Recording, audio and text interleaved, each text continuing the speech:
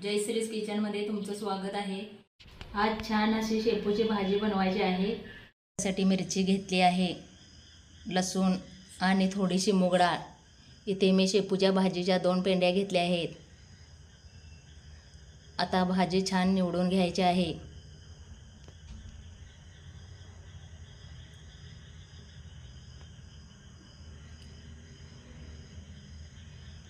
आता भाजी निवडून झाल्यानंतर भाजी चिरून आणि स्वच्छ धुवून मी इथे एका चाळणीमध्ये पाणी गळून जाण्यासाठी ठेवणार आहे।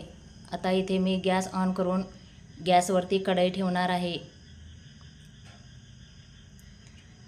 भाजीमधून पाणी पूर्ण निघून जाईपर्यंत मी इथे कढईमध्ये तेल घालून मिरची आणि लसूण भाजून घेणार आहे। थोडंसं तेल गरम झाल्यानंतर मिरची भाजून घ्यायची आहे। आता मी इथे थोडा वेळ गॅस बंद करून लसूण परतून घेणार आहे।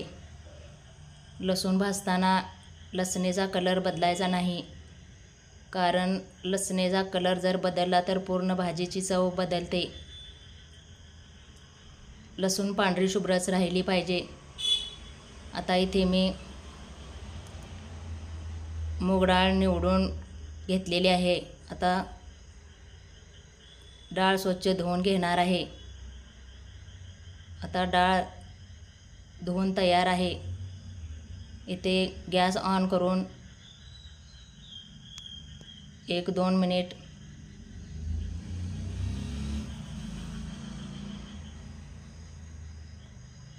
डाळ तेलामध्ये परतून घ्यायची आहे। मूग डाळीमुळे भाजीला छान चव येते।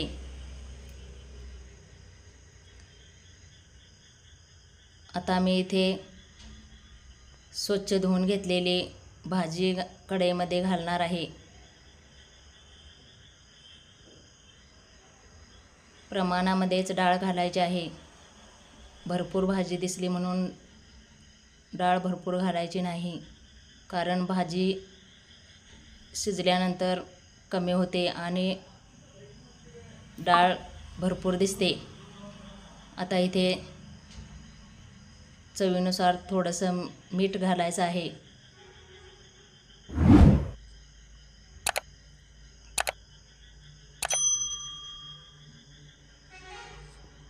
आता भाजी छान मिक्स करायची आहे। मी इथे लांब मिरची चिरून घेतली आहे, कारण कुणाला जर मिरची नको असेल तर ती भाजीमधून पटकन काढून बाजूला घेता येते। आता भाजी मिक्स करून झालेली आहे। आता याच्यावरती थोडा वेळ मी झाकून ठेवणार आहे। बघू शकताय, छान आणि सुंदर भाजी तयार आहे। भाजी झाकून ठेवताना साईडनं थोडंसं मोकळं ठेवायचं आहे।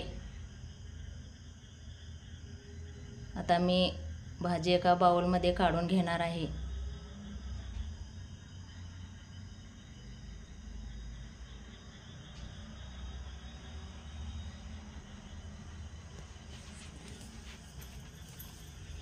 बघू शकता, छान आणि सुंदर भाजी तयार आहे।